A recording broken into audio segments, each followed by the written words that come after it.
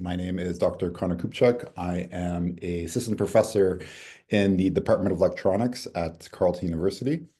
I am very excited to be given this opportunity to give this talk and to be here and talking to all of you. Um, I'm actually very honored to be given this, a chance to talk about the things that I work on in this type of format. As you'll see later, I'm very passionate about science communication. I'm very passionate about taking, kind of complex ideas and things that maybe people are unsure about or is unfamiliar to them, and trying to convey that to them in a way that they understand, and such that when they walk away, that you could take something away from this. So that is my big hope for this whole talk, is that, no matter what I throw up here and what I talk about, that, you're left with some sort of some idea, some images, some inspiration, whatever it may be. And, I like to be a very informal person. So, you're free to contact me after. I'll give my contact information. And so without further ado, I'll just kind of, what's going on here? Give a brief introduction about myself. So I grew up in Winnipeg, Manitoba, was born there. I did my undergraduate in physics honors at the University of Manitoba. And so a very nice story about that is that when I was an undergraduate at University of Manitoba, one of my lab TAs was Dr. Barkanova. So it is fantastic that, with this great physics community we have here across Canada, that it's very kind of tight knit. We make lots of great connections, and that kind of everything comes full circle. So now that, we're working together on a nice initiative like this. So after I completed my undergrad at University of Manitoba, I did my master's at Western University, which is another amazing university to attend if you ever have the chance. And then I moved on to do my PhD at the University of Calgary. So just as kind of a personal hobby type thing, I enjoyed stretching, doing science communication, which I hope I'm going to convince you of by the end of this talk, and drinking coffee. But another thing I want to talk about that I'm very passionate about is that I do a lot of work with Let's Talk Science. So in addition to being a professor at Carleton University in electronics, I work a lot with STEM and science outreach. Specifically, I work with Let's Talk Science on what is known as their Indigenous Mentorship Program. So I was the manager of that program for a number of years. So what this is that we connect with Indigenous communities around in the Ottawa area, but also further out to more remote areas. So we have volunteers that go out to the territories, go to Inuit. And so one of the very exciting activities I got to do a couple of years ago was that I connected with a community in Moose Factory, Ontario. So Moose Factory is an island in James Bay, as shown in the top right corner. And what we did is we worked with their outdoor education class, doing essentially science outreach. But what it was more is that we communicated with this community and learned about the things that were important to them and the knowledge that they gained growing up in that community. And what we did is we worked with them about how they can then take that very valuable knowledge and then convey it to others. So for an example here, we traveled to Moose Factory. Depending on the type of time of year, you have to take a few planes. If the river is very turbulent and there's no river taxi or ice bridge, you have to take a helicopter to get to the island. And one of the activities there is we actually went to the snowmobiling trails that were behind the school. And we did a very nice activity on snare trapping. And so what this was is that these students, they obviously grew up snare trapping and knew a lot about it. But what we introduced is saying, okay, well, how do you build the best snare trap? What's very important? Like, for instance, what materials you use, the malleability between them, how flexible they are, how rigid they are. And we went out behind the school and tested out different types of snare trapping. And so what this was that even though the students really knew very well how to do this activity, they now had a bit of the science background behind it, and they were able to now show how they were able to communicate that to others. So it's a very powerful program that I love working with. And so that's just one of the things that I also do here in my position at Carleton University. So this is an outline for my talk. So first, I want to, start with why buy quantum. So of course we have an election today, and you may have heard this term being thrown around about buy Canadian. And so I want to give a few, examples of why we care about quantum, why we want to buy quantum technologies, why do we want to buy quantum tools? Like, what is it going to do for us? Like, what's so great about it? And then I'll move on to something which has been talked about before in these talks, about entanglement. And so what I like to say is that entanglement along with superposition, but these are essentially what I call the quantum fuel. This is kind of like the driving force of what makes these quantum technologies so powerful. And so I'm going to give a brief introduction about entanglement and how it works. And then I want to move on to what I'm going to call the race to the quantum internet. So as the talk was saying about building a quantum internet is like, indeed that there is kind of like a technological race where there's many competing nations and competing industries who are really, trying to establish the world's first quantum internet that does all these powerful applications. And then I'll move on to what the favorite part of my talk will be, which is talking about what our quantum future will look like. So what it will look like in our society, or like, what your day-to-day is going to be like when you go out into the world and we have these quantum technologies available to us. And I just want to be, very clear that like I'm very passionate about science communication and, conveying knowledge to others. And so I've worked, I designed this talk to have very little math and very little complex concepts. So I'm hoping that, that the ideas that I'm giving you are you're able to take away and follow it through. So why buy quantum? So I have these kind of like nice intro slides. So, with these AI tools we have now, you're able to ask it to essentially design you a picture that you have in mind. And so I asked Grok AI to say, why do we buy quantum, or what does it mean to buy quantum? And this is the picture they gave me. So I decided to use that one, but you'll see some of my pictures, they have this, they'll be identified as ones I got an AI tool to generate the kind of as a visionary step. So the first is to attain, sorry, I just want to move my bars here so I can see better. More powerful computers. So you may or may not have heard that there is, things out there in the world called quantum computers, and there's many research groups and companies around the world who are trying to build these powerful quantum computers. And the idea here is that they want to achieve what is known as quantum supremacy.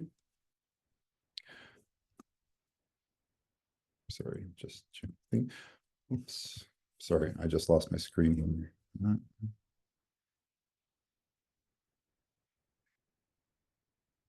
Sorry about this, everyone.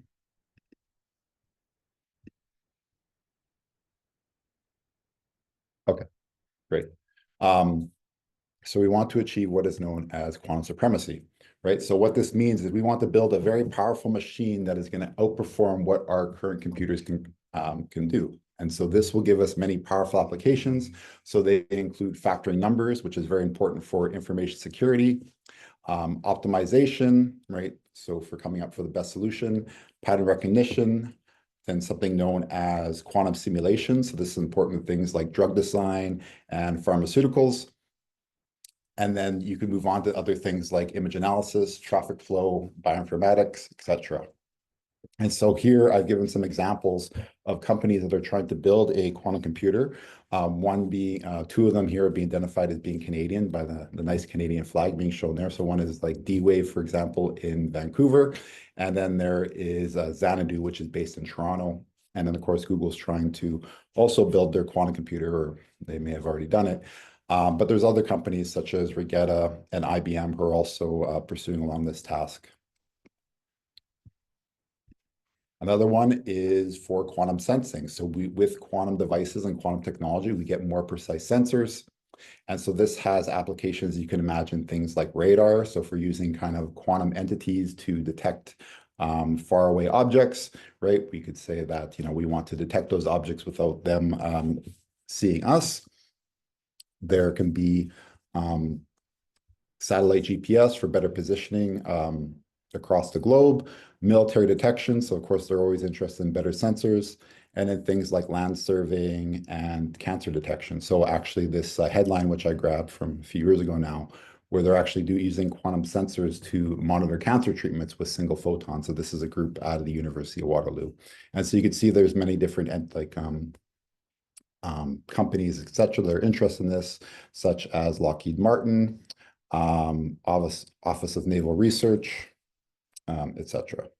And then finally, kind of what pertains more to the quantum internet, which I'm going to be talking about here, is the promise of unbreakable encryption. So unbreakable encryption is very important. So right now, we live in a data-driven world. All our information, all our transactions, how we communicate is all, based on data. And it's very critical that that data is in fact secure. So this is important for things like credit card transactions, privacy for saving your health records, government, so long-term storage of your information. Military, of course, you could think about things like being your weapon codes, right? So you want to make sure that that's very secure. And of course, financial institutions, hedge fund managers, investors, etc. They always want their clients' financial information to be absolutely secure. And then kind of very surprisingly is that this actually has garnered a lot of interest from the gambling industry because, not promoting gambling, but a lot of gambling is working on the fact of random numbers. And so we want devices that could actually make those numbers truly random. And what's nice about this is that in a quantum world, we could have quantum devices which actually make true random numbers. And then finally, there could be the quantum internet, which will be the main point of what I'm going to be talking to you about here today. So I've kind of now given three main kind of areas about why we want to indeed buy quantum. But now how are we going to actually, we have all these nice things that we could do with quantum technologies, but how are we actually going to feel it? How are we actually going to drive it? Like what's going to make it so great? And so what I want to talk about now is how do we, in fact, fuel our quantum future? So, since we're talking about the quantum internet, and the internet is to deal with communications. Communications, we think about communicating over long distances, right? So we want to send messages across the world to Europe, Asia, etc. The fastest way to send, or what moves the fastest, is light. So one of the most efficient ways to communicate is using light with our information encoded in it. And so, not that I'm going to give a big discussion about this, but so the single quanta of light, or the most indivisible particle of light, is known as the photon. And so, the idea here is you can't get less light than a photon, right? So you can't get half a photon. So that is what we call the quanta of light. So our future quantum communications will be based on using these photons. And when we have entanglement, this quantum fuel between the two photons, it means that these photons are somehow interconnected regardless of the distance between them. So the way I love to think about this is you always ask people, say, like, what is entanglement? What's entanglement? What does it mean to you? So what I think about is you have two entities, right? But entities is kind of like a jargon word.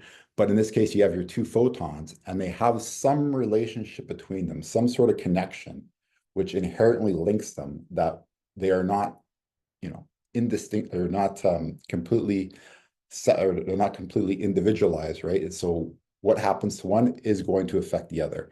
And this is regardless of what distance is between them.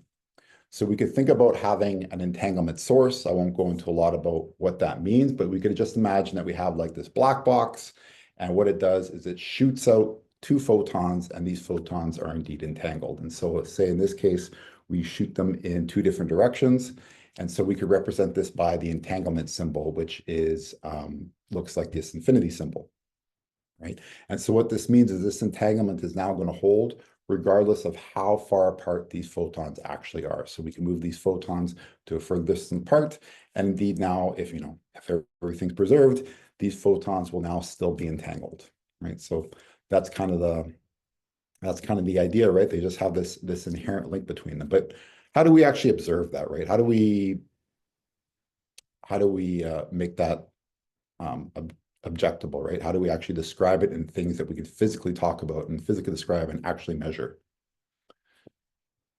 So there is actually many ways which you can entangle photons. So I won't go into all of them, but probably one of the most intuitive is using the photon polarization. So you may or may not know what polarization is, but you probably deal with polarization on a day-to-day basis.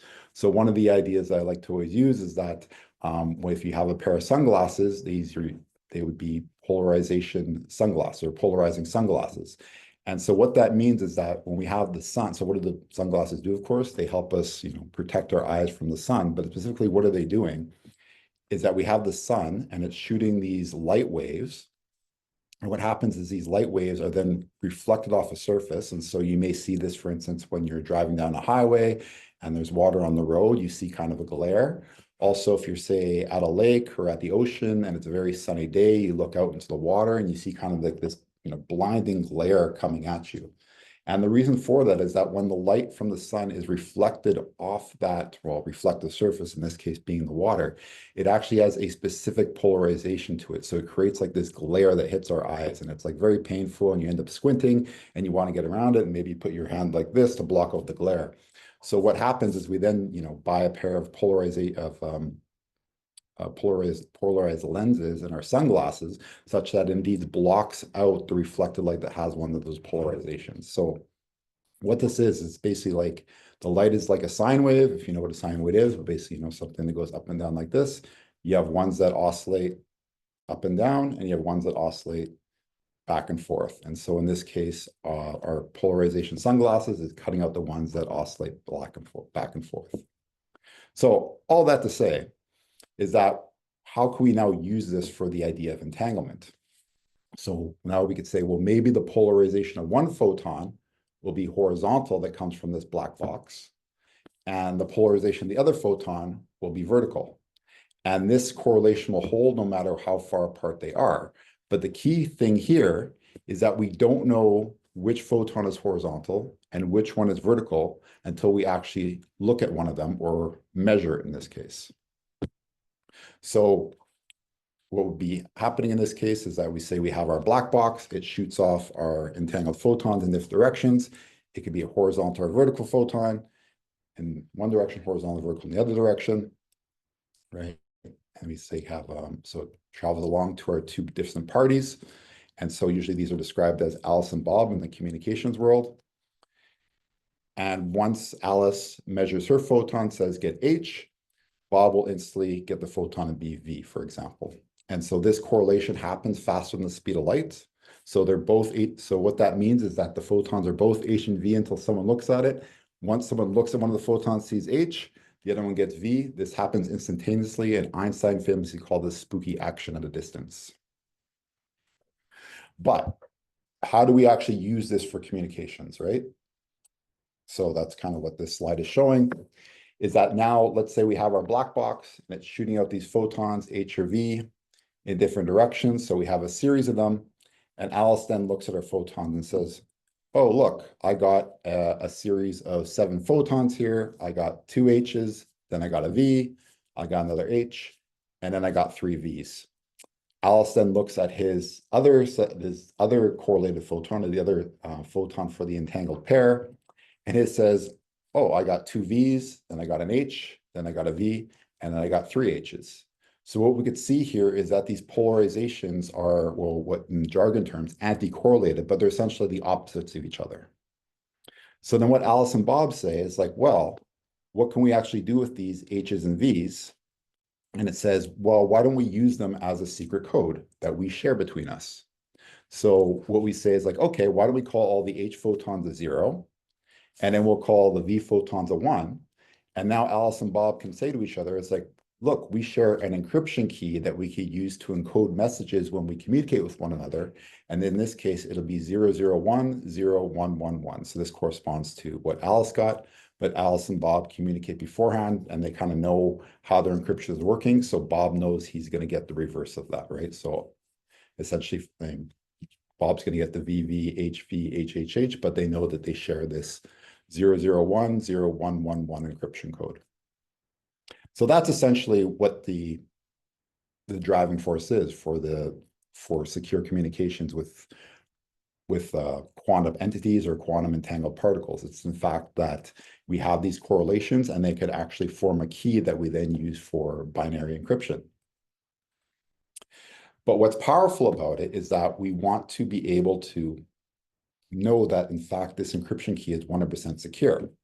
And so the power of quantum mechanics or quantum photonics allows us to know that indeed if someone had tried to intercept the key and have a look at it, because the quantum nature of these photons would then be disturbed and would alert us to eavesdropping. So kind of a quick information graphic about that would say, okay, now in this case, Bob gets VVH, VHHH, the same as before, but now Alice got HHV, HV, HV. So you notice that the second last photon, they are not the opposites of each other, they're indeed the same.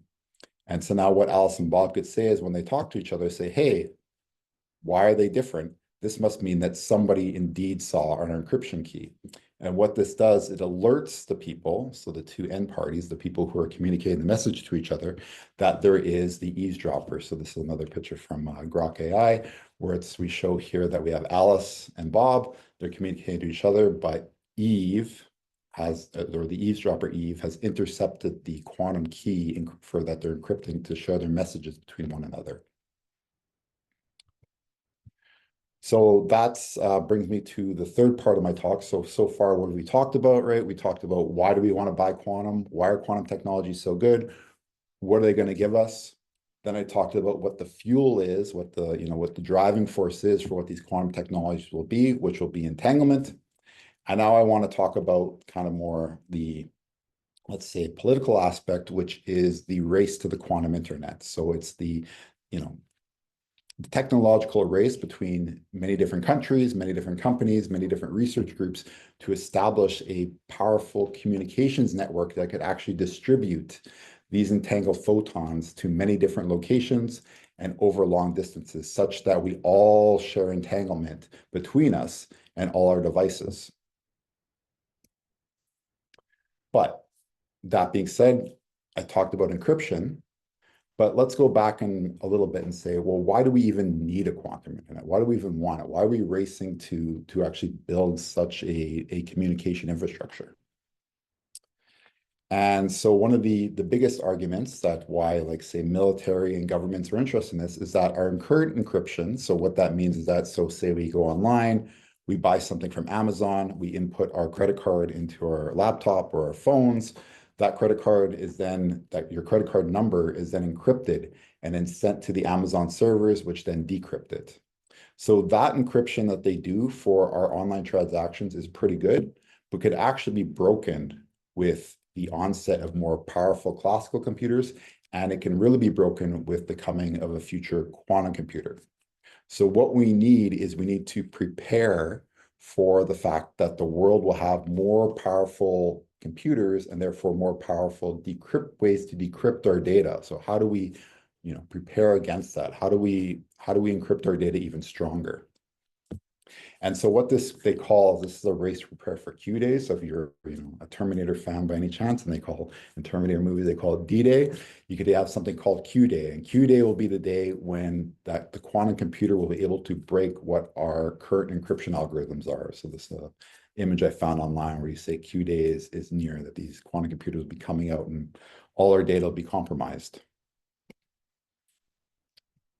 So in addition to so this kind of provides the first point for the quantum internet, why people are racing towards it. Quantum keys provide fully unbreakable encryption, right? Because we knew that if Alice and Bob share a key and an eavesdropper tries to look at it and try to intercept the key, the nature of quantum mechanics allows us to know that indeed someone looked at it. Also, as we talked about why quantum computers are very powerful, they can do very many powerful calculations, solve very complex problems.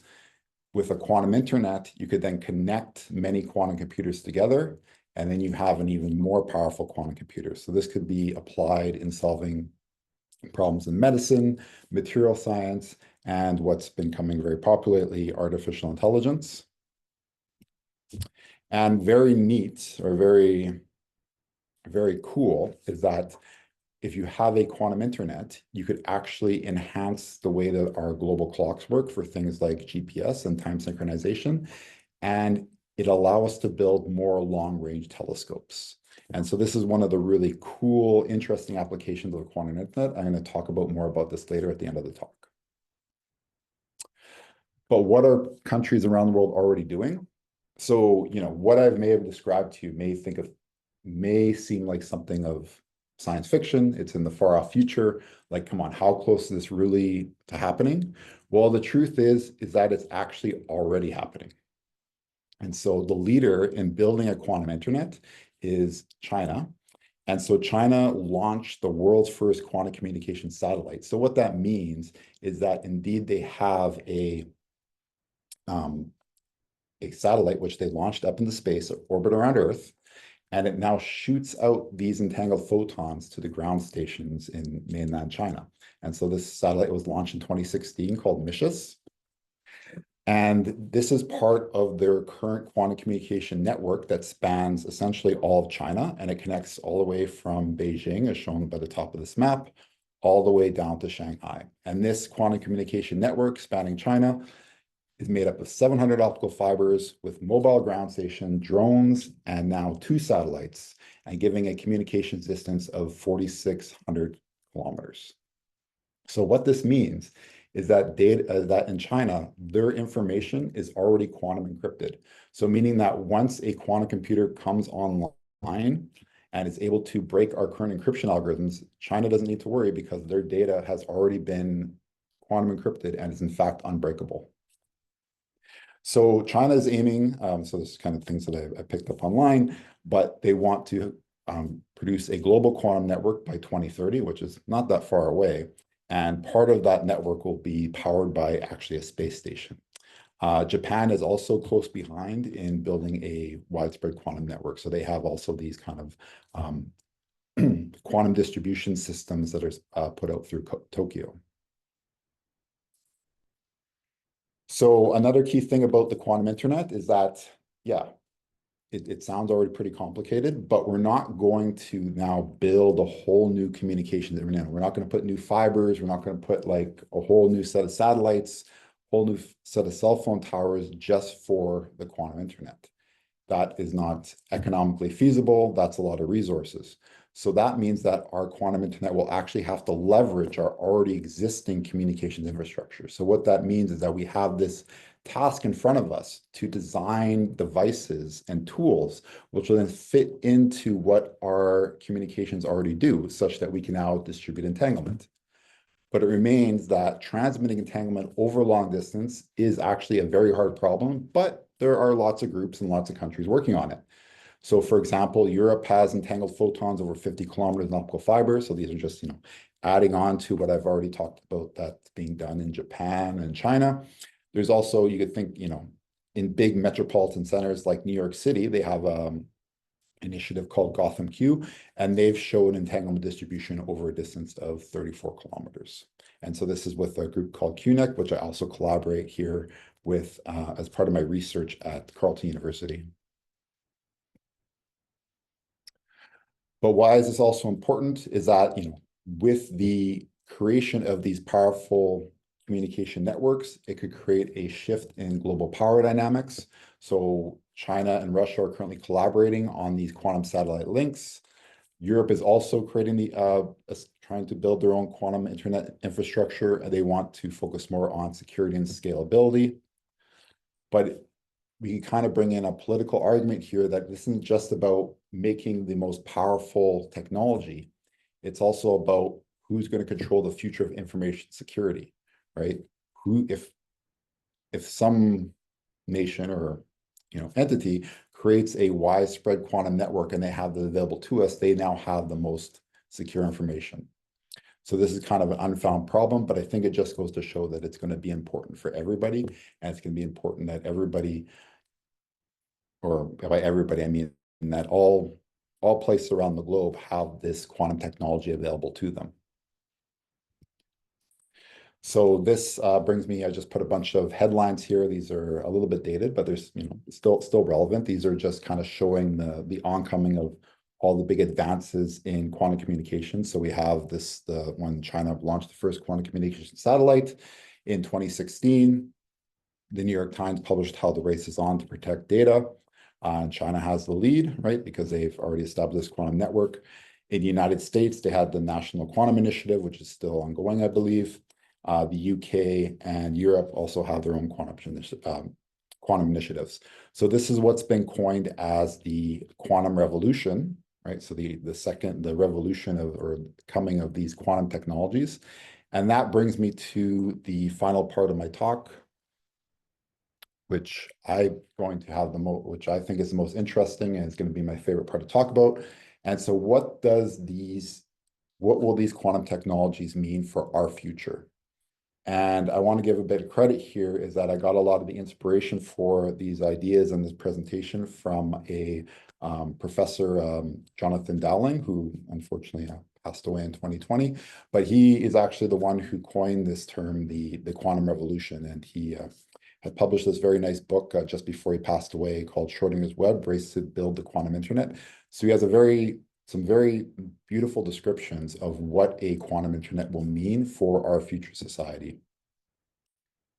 Also, you could look up online for his YouTube talks. Very, very colorful character, very dynamic, gives very, very interesting descriptions, just real pleasure to watch. So what does our quantum future mean? So I want to start with kind of a little bit of a history lesson. I don't know if history is the right word, but I just want to talk a little bit about the way that things used to run, say, maybe 20, 25 years ago when it comes to how we communicated with each other. So, back before back before smartphones were commonplace and just something that everybody had, where everybody walked around and had a little computer in their pocket that had all these powerful things like taking pictures and taking videos. We actually had these big clunky cell phones.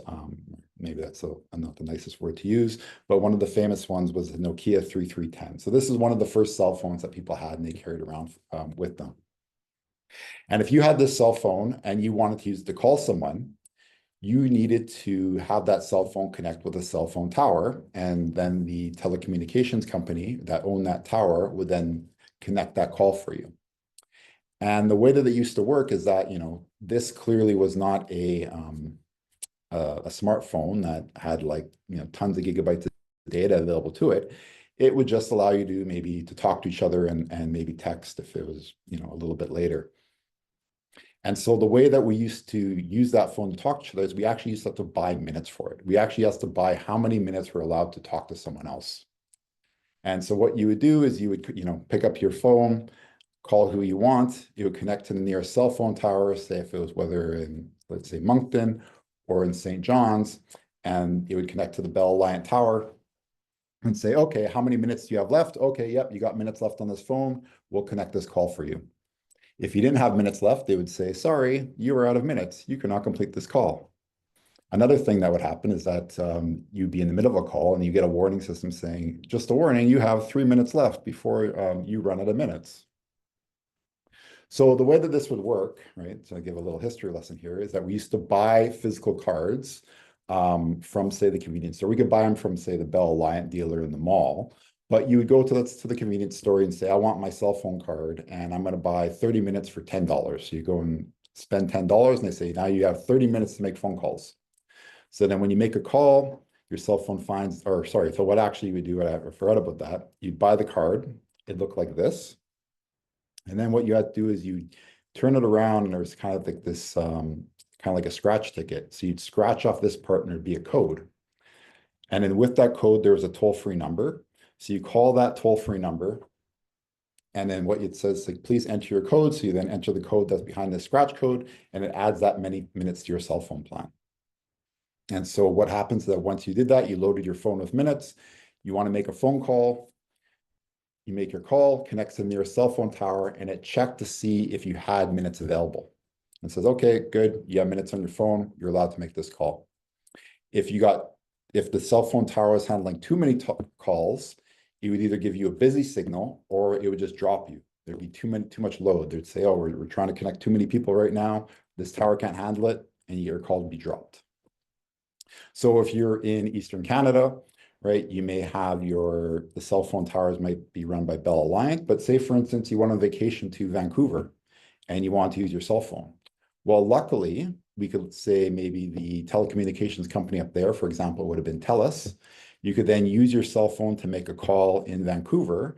It would connect to the TELUS tower, but it'd say, oh, wait, someone with a Bell Alliance plan is calling this tower. We'll connect the call for you, but we'll charge your minutes double. So that's the kind of the way it worked. Is, you know, not like that anymore. We buy our data plan, and as long as you're usually within Canada, it all works the same. We don't have to worry about traveling, how many minutes we have, etc. Everything's unlimited. So in the future, what this is going to look like is that our cell phone towers will not only let us transmit data, but they're actually going to allow us to transmit entanglement or share entanglement between each other. So essentially, entanglement will be a resource that will be mining, that will be used for communication, and that companies will mine and then store into their e-towers, we call it, so their entanglement towers. So I asked Grok AI to kind of make an artist's depiction of what mining for entanglement would look like, and this is what it gave me. So we could see here, so basically we have to have like our devices inside our tower that actually create these entangled photons for us, right? So it kind of harnesses it within the tower. And so these are our quantum miners essentially building the entanglement in the tower for us. And so when we buy a cellular plan, right, for communicating with each other, it'll not only list saying, oh, you get 5 gigs of data this month, you're also going to get, say, 5 gigabytes of e-data or 5 billion entanglement particles as well, so that when you communicate with somebody else, you can now make sure that that communication is fully encrypted and fully secure. So what does that mean? It's like not only will the cell phone towers need to be able to produce these entangled photons, but our phones themselves will need to hold the entangled photons.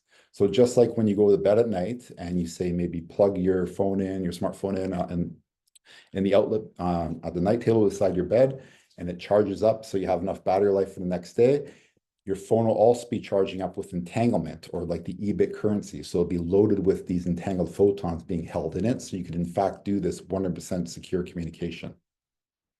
But not only will it do it, well, not only will it give us the communication capabilities, but our entanglement charged phones will also essentially form the network that will drive all these other powerful applications that the quantum internet can give us.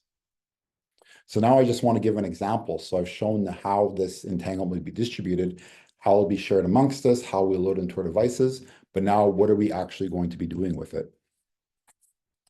So for instance, the first one we talked about, 100% secure communication. We could say we do this with a future mobile application, say called the Quants app instead of the WhatsApp. So we have our entanglement distribution tower here, say in Sydney, Nova Scotia, and it's being run by now our quantum communications company, Quant-Alliant. And Alice and Bob want to communicate with each other. So what's going to happen is our Quant-Alliant tower is going to distribute entangled photons to Alice and Bob who want to talk to each other. So it's going to give them the quantum encryption key, right? So that quantum encryption goes to Alice. Bob is going to get the same quantum encryption key. And now Alice and Bob will have the capability to talk to each other with 100% securely encrypted, with messages that are 100% secure, with encryption that's unbreakable. So for instance, if Alice wants to say to Bob on her Quants app application, did you catch the Mooseheads game? So what happens with that message? She then encrypts it with her quantum encryption key, sends the encrypted message to Bob. Bob has that same encryption key to decrypt the message, and he gets his message from Alice on the Quants app of catch the Mooseheads game.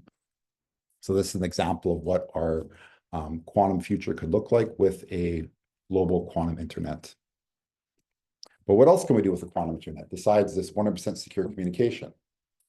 So as I alluded to before, what about sensing? In this case, if we have a quantum network, we can make a quantum network of sensors. And what can you sense with it? Well, an example would be for, say, when earthquakes are coming. So for right now, say in a location like Japan, where it's very susceptible, there's a lot of fault lines that are nearby, it can be very susceptible to earthquakes. Say we put 100 seismometers, so we maybe know what a seismometer is. It's a device which is able to detect that, measure the vibrations in the ground and sense that an earthquake is coming. So if 100 of these seismometers, we could have the law of large numbers And that will say that we have a 1/10 or 10% certainty of where the epicenter location is, right? So the idea here is that we take the readings from those 100 seismometers, we average them all together, and we get a final average value, but it's going to have some sort of variability to it, and that variability is going to be about 100%. But now instead, we have a network of 100 quantum entangled seismometers.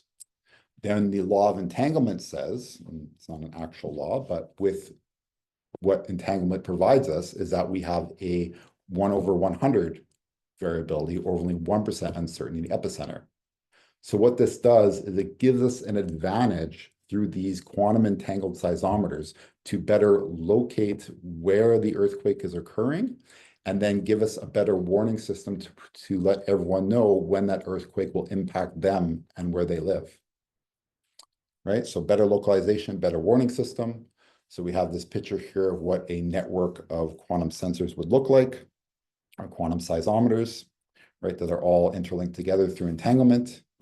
We then have our QuantSat alert system says, uh-oh, there's an earthquake coming in 20 seconds. We received this warning a lot earlier. This now gives us enough time to do the proper earthquake precautions, such as drop, cover, hold on, grab your cat, hide under a table. Right. So this is one of the applications where what a quantum internet will give us when all our phones and our devices and our networks all share this entanglement amongst us. What else? So probably one of the coolest applications is how about a quantum sensor array for powerful imaging? So you may have seen online or in the news that, we have all these very beautiful pictures of galaxies. One of the most powerful telescopes right now being the James Webb Telescope. So here's some examples of images using the James Webb Telescope of, say, Jupiter and distant nebulas. And so when we do this telescopic imaging, we want images that are very bright and have lots of details. So the truth is that when you have the bigger the telescope is, it allows more light rays to enter the lens. But what it also does, it also makes a higher resolution or a clearer image that gives us more details. So this is why when you see a professional photographer, say, for example, the one at the wedding, they aren't taking the wedding photos on their little smartphone. They're lugging around this big professional camera with this gigantic lens because it allows them to collect the most amount of light and it gives us the best resolution so they can make the most beautiful pictures of the event, for example, this being the wedding day. So with that mentality, we want the biggest telescope possible to see the furthest and get the most resolution. And so the biggest single telescope right now is the Arecibo Radio Observatory. This is in Puerto Rico, and it is an area of 20 football fields. And so you can see that in this picture here, they built it by lowering it into, or essentially having it sit into the ground itself, because if you tried to raise it, it would actually collapse under its own weight. But this is about the limit of how big you can make a telescope currently, right? A single telescope dish. But one of the ways they get around this, or we are able to get better imaging, is that instead of having a single dish, how do we make an array of telescopes? So many telescope dishes that work in unison. They work at the same time. So an example of this is the ALMA array in Chile, where we have this array of telescope dishes. And this gives us, and this effectively what it does is increases the size of the dish. So it allows us to get more detailed images. And so this is an example of what's been imaged by the ALMA array. And so in this case, they're looking at distant star systems and they're seeing these rings of where planet formation is. And so what this is that this is known as like a protoplanet. This is like the dust and the rock that circles a star before it actually forms into the planet that we might find life on one day. So that's the idea. We want to use these large telescope arrays to image distant planets. So an example of what the ALMA array has already done is it's imaged this star system, which is 450 light years away, called HL Tauri. And so what we see here is we see a solar mass in the middle that's driving it. and we see these rings around it. And in fact, these are protoplanets. So these are the earliest stages of distant planets that will, and essentially our Earth started off like this as well. And so in this case with the ALMA array, they have the diameter, essentially how far the telescopes are apart, is 16 kilometers. And the wavelength they use for imaging, which is important, I don't want to get too, into any scientific terms, is 66 millimeters. So they're using millimeter wavelengths of light, essentially. But what's really interesting about this, and it'll come into play in my last slide, is that in 2024, this ALMA array found that there is approximately 3.7 Earth oceans worth of water in this protoplanet disk. So what that means is that once this planet actually forms, it'll have a ton of water on it. And as we know that water is one of the driving forces, so one of the necessities if we want to actually find life on other planets. But how does this impact us for a quantum internet, right? Because this is something that's already been done, has already been achieved, right? So how can we improve upon this when we have a global network of devices which are connected through entanglement? So the idea here is, what's the biggest telescope we could possibly try? Well, how about we entangle telescopes across the whole diameter of the Earth? So what that means is that we saw the ALMA array, right? It was 16 kilometers, the array is 16 kilometers across. The Earth is 13,000 kilometers across. So that's about a factor of 1,000 enhancement. Also, that array used 66 millimeters. What if we used, in fact, optical wavelengths? So optical wavelengths are in like the nanometer range, right? So that's like the colors of the rainbow, like what we actually visualize. And so together, that gives us an enhancement of 1 billion over what the ALMA array currently gives us for that telescope. So if we had quantum entangled telescopes across the diameter of Earth using visible light, and then we used it to image a distant planet that we know exists, this enhancement will then give us from seeing the diameter of the Earth, which is about 13,000 kilometers, to a resolution of 1 centimeter. So you can imagine there being a distant planet, and now we could see alien insects on it if we had quantum entangled telescopes across the entire diameter of the Earth. So that's one of the cool, powerful applications of actually having this quantum internet available to us on all our devices. So that takes me to the end of what I prepared you today. I guess I'm running out of time too. I hope hopefully you found many parts of this interesting. But I'm very open to any questions. You're free to email me anytime. Here's my email address. This is also my webpage, and this is my research group here at Carleton University. Thank you.